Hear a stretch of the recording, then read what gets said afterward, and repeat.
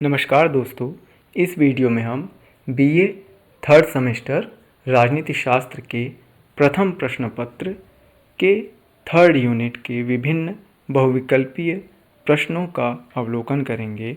यह अवलोकन निश्चित रूप से आगामी परीक्षा में शामिल होने वाले परीक्षार्थियों के लिए लाभप्रद सिद्ध होगा। इसीलिए इस वीडियो को पूरा देखें एवं हमारे YouTube चैनल पर जा कर के इसी प्रकार के अन्य शैक्षणिक वीडियो उपलब्ध हैं, उनको भी अवश्य देखें। चलिए शुरू करते हैं। प्रश्न संख्या 1, लोकतंत्र के सभी रोगों का निदान और अधिक लोकतंत्र द्वारा ही संभव है, यह किसका कथन है? तो यह कथन अल्फ्रेड स्मिथ महोदय का है।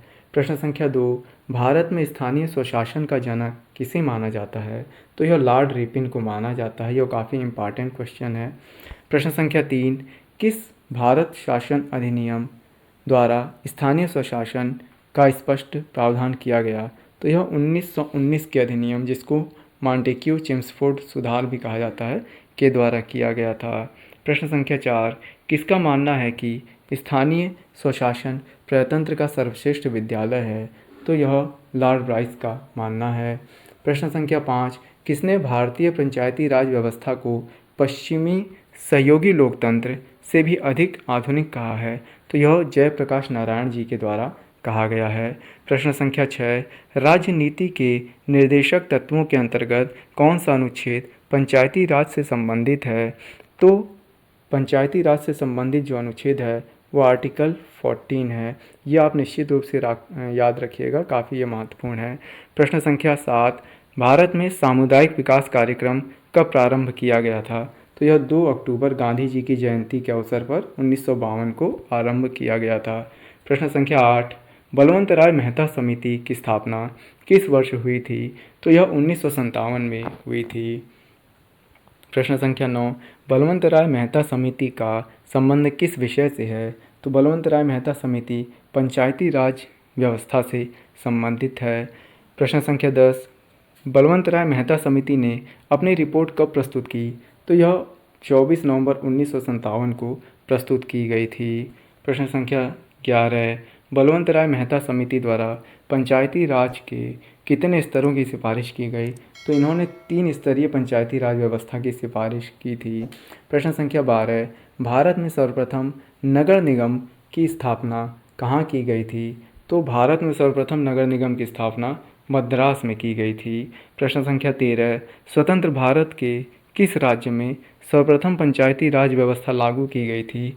तो यह राजस्थान में के जिला नौगौर में की गई थी। प्रश्न संख्या 14, राजस्थान में पंचायती राज व्यवस्था का उद्घाटन कब किया गया था? तो यह 2 अक्टूबर 1959 में गांधी जी की जयंती के अवसर पर हमारे प्रथम प्रधानमंत्री पंडित जवाहरलाल नेहरू जी द्वारा राजस्थान के नागौर जिले में किया गया था। पंचायती राज व्यवस्था को अपनाने वाला दूसरा भारतीय राज्य कौन सा है? तो दूसरा जो भारतीय राज्य है वो आंध्र प्रदेश है। आंध्र प्रदेश ने 11 अक्टूबर 1959 को इसे अपनाया था। प्रश्न संख्या 16, पंचायती राज व्यवस्था के जनक के रूप में किसे जाना जाता है? तो स्वतंत्रता प्राप्ति के बाद BR मेहता या बलवंत राय मेहता को पंचायती राज व्यवस्था के जनक के रूप में जाना जाता है। प्रश्न संख्या 17, किस राज्य द्वारा 4 स्तरीय पंचायती राज व्यवस्था अपनाई गई थी? तो पश्चिम बंगाल के द्वारा 4 स्तरीय पंचायती राज व्यवस्था को अपनाया गया था। प्रश्न संख्या 18, पंचायती राज व्यवस्था से संबंधित अशोक मेहता समिति का गठन किस वर्ष किया गया था? तो अशोक मेहता समिति का गठन 1977 में, जब प्रथम बार केंद्र स्तर पर गठबंधन की सरकार बनती है और मोरारजी देसाई उसमें प्रधानमंत्री बनते हैं, तो उनके द्वारा इस समिति का गठन किया गया था। प्रश्न संख्या 19, भारत में पंचायती राज व्यवस्था को द्विस्तरीय बनाने का सुझाव किस समिति ने दिया था? तो भारत में पंचायती राज व्यवस्था को द्विस्तरीय बनाने का सुझाव अशोक मेहता समिति के द्वारा दिया गया था।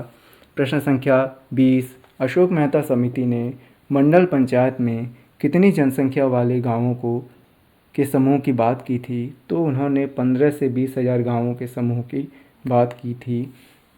अर्थात उनका ये कहना था कि 2 स्तर पंचायती राज में होने चाहिए, एक जिला स्तर का और जो निचले स्तर पे हो मंडल पंचायत, उसमें 15 से 20 हज़ार जनसंख्या के मंडल शामिल होने चाहिए।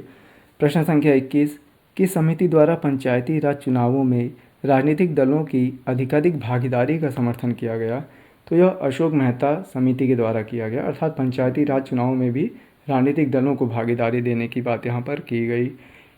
प्रश्न संख्या 22, न्याय पंचायतों के निर्माण की बात किस समिति द्वारा की गई थी? तो यह अशोक मेहता समिति द्वारा की गई थी। प्रश्न संख्या 23, GV.K. राव समिति का गठन कब किया गया? तो GV.K. राव समिति का गठन 1985 में योजना आयोग के द्वारा किया गया था। प्रश्न संख्या 24, ग्रामीण विकास एवं गरीबी उन्मूलन कार्यक्रम के प्रशासनिक व्यवस्था की समीक्षा हेतु किस समिति का गठन किया गया था? तो वह GV.K. राव समिति का गठन ही किया गया था। प्रश्न संख्या 25, किस समिति ने पंचायती राज व्यवस्था की स्थिति जड़ रहित घास के रूप में पाई थी? तो यह GV.K. राव समिति ने पाई थी। प्रश्न संख्या 26, राजीव गांधी सरकार द्वारा 1986 में लोकतंत्र व विकास के लिए पंचायती राज संस्थाओं का पुनरुद्धार पर किस समिति का गठन किया गया था? तो वह LM सिंघवी समिति का गठन 1986 में किया गया था। प्रश्न संख्या 27, किस अध्ययन समिति द्वारा पंचायती राज को संवैधानिक दर्जा दिए जाने की बात की गई थी? तो LM सिंघवी समिति द्वारा जो है संवैधानिक दर्जे की बात वहाँ पर की गई थी। प्रश्न संख्या 28, सर्वप्रथम पंचायती राज संस्थाओं के संवैधानिकरण का प्रयास किस संविधान संशोधन विधेयक द्वारा किया गया था? तो यह 64वां संविधान संशोधन विधेयक 1989 जो कि राजीव गांधी सरकार में लाया जाता है के द्वारा किया गया था। प्रश्न संख्या 29, 64वां संविधान संशोधन विधेयक पारित न होने का कारण क्या था? तो राज्यसभा में इसका विरोध किया गया, यही कारण था। प्रश्न संख्या 30, किस संविधान संशोधन द्वारा पंचायती राज व्यवस्था को संवैधानिक दर्जा प्रदान किया गया? तो 73वें संविधान संशोधन 1992-93 के द्वारा 1992 में ये लाया गया था के द्वारा पंचायती राज व्यवस्था को संवैधानिक दर्जा दिया गया। संवैधानिक दर्जे का आशय ये कि संविधान में इनका उल्लेख कर दिया गया। तो संविधान में आप लोग जानते हैं कि 73वें संविधान संशोधन द्वारा एक अनुसूची जोड़ी गई, 11वीं अनुसूची, जिसमें कुल 29 विषय हैं और इसके साथ ही अनुच्छेद 243 की व्यवस्था यहाँ पर की गई। प्रश्न संख्या 31, पंचायती राज से संबंधित 73वां संविधान संशोधन कब से प्रभाव में आया? तो 24 अप्रैल 1993 से ये प्रभाव में आया। इसीलिए 24 अप्रैल को हम जो है कि पंचायती राज दिवस के रूप में भी मनाते हैं। प्रश्न संख्या 32, संविधान के किस अनुच्छेद में पंचायतों को संवैधानिक दर्जा प्रदान किया गया है? तो आर्टिकल 243 में पंचायतों को संवैधानिक दर्जा दिया गया है। प्रश्न संख्या 33, भारत में पंचायती राज दिवस किस तिथि को मनाया जाता है? तो यह 24 अप्रैल को मनाया जाता है। प्रश्न संख्या 34, 11वीं अनुसूची में से किस संशोधन द्वारा जोड़ी गई? तो 11वीं अनुसूची संविधान में 73वें संविधान संशोधन द्वारा जोड़ी गई, जिसमें कुल 29 विषय हैं। 11वीं अनुसूची का संबंध किससे है? तो ग्राम पंचायत से है। 11वीं अनुसूची में कुल कितने विषय हैं? तो यहाँ पर 29 विषय 11वीं अनुसूची में हैं और ये सारे प्रश्न एग्जाम में कहीं ना कहीं इधर उधर से पूछता है। प्रश्न संख्या 37, पंचायती राज किस सूची का विषय है? तो पंचायती राज का संबंध राज्य सूची से है, क्योंकि आप लोग जानते हैं कि भारत में जो शासन की शक्ति है 3 स्तरों पे 3 सूचियों में बांट दी गई है, संघ सूची, राज्य सूची और समवर्ती सूची। तो पंचायती राज का संबंध जो है वो राज्य सूची से है। प्रश्न संख्या 38, निर्वाचन के बाद सरपंच के विरुद्ध अविश्वास प्रस्ताव प्रस्तुत किया जा सकता है, 2 वर्ष के बाद वो अविश्वास प्रस्ताव लाया जा सकता है। प्रश्न संख्या 39, पंचायती राज व्यवस्था से संबंधित कौन सा अनुच्छेद आरक्षण से संबंधित है? तो आरक्षण से जो संबंधित अनुच्छेद है वो 243 घ या इंग्लिश में इसको डी कहते हैं वो है और ये बहुत महत्वपूर्ण है, ये आप लोग याद रखिएगा। प्रश्न संख्या 40, किस सीमा से कम जनसंख्या वाले राज्यों को माध्यमिक स्तर पर पंचायतों के गठन से छूट प्रदान की गई है?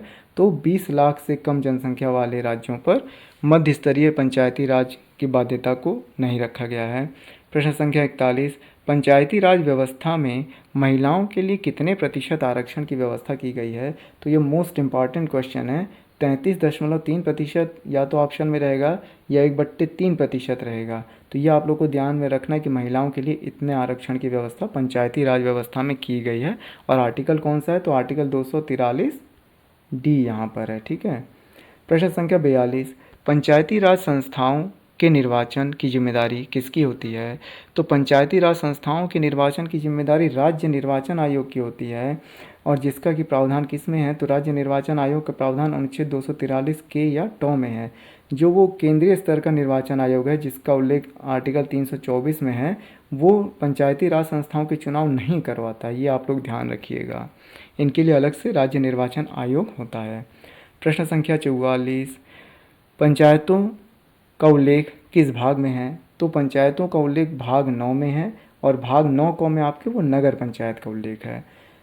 प्रश्न संख्या 45, भाग 9 को का संबंध किससे है? तो नगर पालिका से या नगर पंचायत से संबंधित है। प्रश्न संख्या 46, भाग 9 को संविधान में किस संविधान संशोधन द्वारा जोड़ा गया? तो ये 74वां संविधान संशोधन 1993 था। इसके द्वारा अनुसूची कौन सी जोड़ी गई? तो 12वीं अनुसूची जोड़ी गई, जिसमें कुल कितने विषय हैं? तो कुल 18 विषय हैं। प्रश्न संख्या 47, कौन सा अनुच्छेद पंचायती राज में निर्वाचनों में न्यायालय के हस्तक्षेप पर रोक लगाता है? ये भी महत्वपूर्ण है, 243 ओ या ण। प्रश्न संख्या 48, भारतीय संविधान की 12वीं अनुसूची जो नगर पालिका से संबंधित है, कुल कितने विषय उसमें हैं? तो कुल उसमें 18 विषय हैं। प्रश्न संख्या 49, नगर पालिका में स्थानों के आरक्षण की व्यवस्था किस अनुच्छेद में की गई है? अर्थात जो नगर पालिका में 33% आरक्षण दिया जाता है, वो किस अनुच्छेद में है? तो वो 243 या 243 9 में है। प्रश्न संख्या 50, केंद्रीय पंचायती राज मंत्रालय की स्थापना कब की गई? तो यह 2004 में की गई। प्रश्न संख्या 51, जनजातीय आदिवासी क्षेत्रों में पंचायती राज व्यवस्था के प्रसार से संबंधित कौन सी समिति है? तो दिलीप सिंह भूरिया समिति, जो कि 1994 में गठित हुई थी, का संबंध उससे है। प्रश्न संख्या 52, जब पंचायती राज संस्थाओं को संवैधानिक दर्जा दिया गया तो भारत के प्रधानमंत्री उस समय कौन थे? तो उस समय PV नरसिम्हा राव जी भारत के प्रधानमंत्री थे। प्रश्न संख्या 73वें संविधान संशोधन के द्वारा पंचायतों की संरचना में कितने स्तर शामिल किए गए? तो 3 स्तर, ग्राम, मध्यवर्ती और जिला।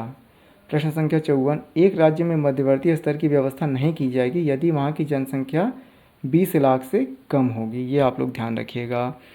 प्रश्न संख्या 55, पंचायती राज संस्थाओं को 29 कार्यों की सूची किस अनुच्छेद के तहत दी गई है? तो आर्टिकल 243 6 या जी उससे संबंधित है।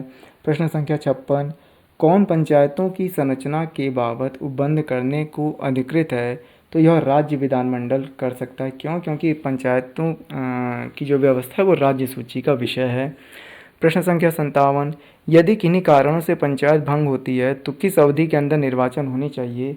तो 6 माह की अवधि के अंदर जो है कि निर्वाचन वहाँ पर होने चाहिए। प्रश्न संख्या 58, 73वें संविधान संशोधन 1993 का अभिपालन करने वाला प्रथम राज्य कौन है? मध्य प्रदेश है। ये प्रश्न महत्वपूर्ण है। जैसे एक आता है कि पंचायती राज व्यवस्था सबसे पहले किसने अपनाई? तो वो राजस्थान ने अपनाई। लेकिन 73वें संविधान संशोधन, जबकि पंचायती राज व्यवस्था को संवैधानिक रूप दे दिया गया, उसका पालन करने वाला पहला राज्य कौन था? तो वो MP या मध्य प्रदेश आपका था। प्रश्न संख्या 59, पंचायत चुनाव में अनुसूचित जातियों के लिए पदों का आरक्षण वर्तमान में किस राज्य में लागू नहीं है? तो वह अरुणाचल प्रदेश में लागू नहीं है। प्रश्न संख्या 60, पंचायत अनुसूचित क्षेत्रों में विस्तार अधिनियम, जिसको पेसा कहा जाता है, 1996 कितने राज्यों में लागू है? तो यह 10 राज्यों में लागू है। प्रश्न संख्या 61, एक व्यक्ति पंचायत का चुनाव लड़ सकता है यदि उसने 21 वर्ष की आयु पूर्ण कर ली हो। इस प्रकार से यह यहाँ पर आपके इस यूनिट के विभिन्न प्रश्नों का हमने अवलोकन किया। इसी प्रकार से अन्य यूनिट के बहुविकल्पी हस्तलिखित प्रश्नों का अवलोकन करने के लिए हमारे YouTube channel learn to earn with Praveen को सब्सक्राइब करें एवं उस चैनल पर विजिट करके अन्य अपने हेतु उपयोगी वीडियो को अवश्य देखें। और यह वीडियो भी आप कम से कम प्रत्येक वीडियो 2 से 3 बार अवश्य देखें, ताकि प्रत्येक प्रश्न और उसका उत्तर आपको कंठस्थ हो जाए, जो कि आपकी परीक्षा में आपको सहायता करेगा। इस वीडियो के अंत में भी आपको अन्य वीडियो की लिंक दी जाएगी, उस पर क्लिक करके भी आप उन वीडियोज़ पे जा सकते हैं। यह वीडियो देखने के लिए आप सभी परीक्षार्थियों का, अभ्यर्थियों का धन्यवाद।